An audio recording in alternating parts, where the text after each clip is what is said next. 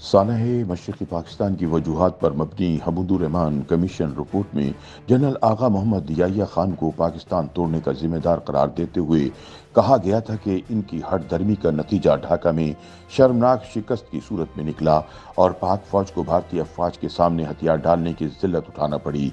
ये एक ऐसी जिल्लत थी जिसकी इस्लामी तारीख में कोई मिसाल नहीं मिलती। हमीदुर्रहमान कमीशन रिपोर्ट के एक बाब का उन्वान फौजी पहलू है। इस बाब में बताया गया है कि 14 दिसंबर 1971 तक जनरल याहिया का ख्याल था कि मशरक़ी पाकिस्तान में जंग जारी रहना चाहिए। हालांकि ये बात तब तक रोज़े रोशन की तरह आया हो चुकी थी कि हम ढाका पर अब मजीद कब्जा बरकरार नहीं रख सकते। इन दिनों वाकया जिस तेजी के साथ पेश आ रहे थे, इन्हें देखकर जनरल याहिया जैसे तजर्बाकार फौजी के लिए ये अंदाजा लगाना मुश्किल नहीं था कि ढाका हमारे हाथ से निकल जाएगा। अगर हमने एक हफ्ते बाद भारतीय फौज के सामने हथियार ही डालने थे तो ये अंदाजा एक हफ्ते पहले भी लगाया जा सकता था और हथियार डालने की हजीमत से बचा जा सकता था। लेकिन जनरल याहिया ने तब भी अवामी लीग के साथ सियासी मसालियत और अमन की पेशकश ठुकरा दी, जबकि ये पेशकश सोवियत यूनियन जैसे मुल्क की तरफ से की गई थी जिसके पास वीटो की ताकत थी, जो हमारे हक में होने वाली किसी भी अक़वाम मुत्तहिदा की करारदाद की राह में रुकावट बन सकती थी। सुप्रीम कोर्ट के जज जस्टिस हमीदुर्रहमान की तैयार करदा हमूद कमीशन रिपोर्ट में लिखा गया है कि हम ये समझने से कासिर हैं कि किस वजह से जनरल याहिया ने ढाका में पाकिस्तानी फौज की कमांड करने वाले जनरल A.K. नियाजी को हथियार डालने का अख्तियार या मशवरा दिया। जनरल याहिया आखिरी वक्त तक किसी सियासी मसालियत के लिए तैयार नहीं थे। इन्हें इस बात का अच्छी तरह इदराक था कि वो किसी भी सूरत मशरक़ी पाकिस्तान पर अपना ज़ाती कंट्रोल बरकरार नहीं रख सकेंगे।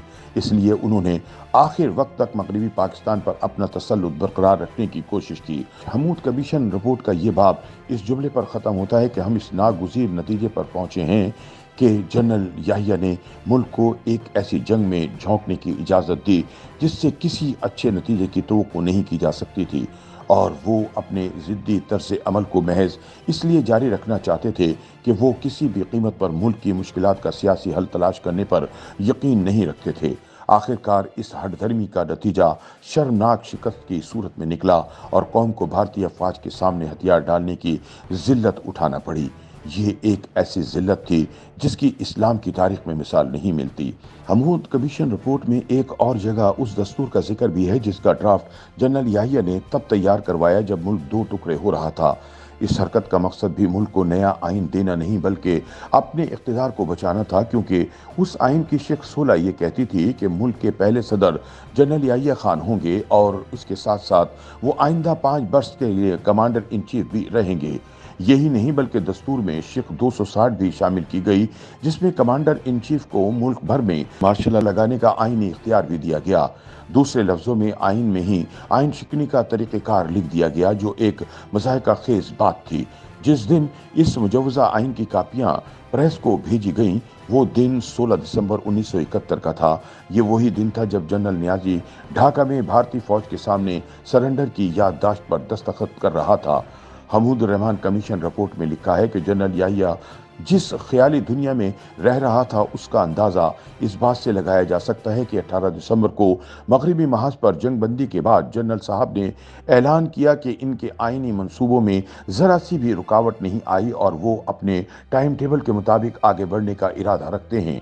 मौसूफ ने यह ऐलान भी फरमाया कि नया दस्तूर 20 दिसंबर को नाफिज किया जाएगा। बाकी तारीख है। ताहम ये भी एक हकीकत है कि अगर मुल्क की दोनों बड़ी जमातों के एक मुतफ़क़ा आइन पर आमादा ना हो सकने की वजह से जनरल याहिया के हाथ में ये उज़र आ गया कि अवामी लीग अपने वाज़ह अक्सरियत की बुनियाद पर मगरबी पाकिस्तान के मफादात का तहफ़्फ़ुज़ नहीं करेगी और इसी उज़र के तहत इंतखाबात जीतने वाली सबसे बड़ी जमात को इक़्तिदार से दूर कर दिया गया। शेख मुजीबुर रहमान ने इस एतराज़ का जवाब तब भी यह कहकर दे दिया था कि मैं एक जमहूरी शख्स हूँ और पूरे पाकिस्तान का लीडर हूँ। मैं मगरबी पाकिस्तान के मफादात को नज़रअंदाज नहीं कर सकता। मैं मशरक़ी और मगरबी पाकिस्तान के अवाम के साथ साथ आलमी राय आमा को भी जवाबदेह हूँ। हम पार्लिमानी जमहूरियत के तमाम अमल से गुजरेंगे और हर मामले पर मुज़ाकरात करके असम्बली के अंदर और बाहर काबिल कबूल हल तजवीज़ करेंगे। ये बातें मुल्क टूटने से फकत चंद माह पहले की हैं। इसका मतलब ये हुआ कि तशरीह नवीस जिस शेख मुजीब पर मुल्क तोड़ने की साजिश का इल्जाम लगाते हैं, वो आखिरी वक्त तक मुल्क जोड़ने और जमहूरियत बचाने की बातें कर रहा था। YouTube पर गूगली न्यूज देखने के लिए youtube.com की सर्च बार में गूगली न्यूज टीवी टाइप करें। गूगली न्यूज के पेज पर सुर्ख रंग के सब्सक्रिप्शन वाले बटन पर क्लिक करना ना भूलिए। YouTube पेज पर अपलोड होने वाली वीडियोस से बाखबर रहने के लिए बेल आइकन पर क्लिक कीजिए। आपको हर नई वीडियो के बारे में नोटिफिकेशन मौसूल हो जाएगा।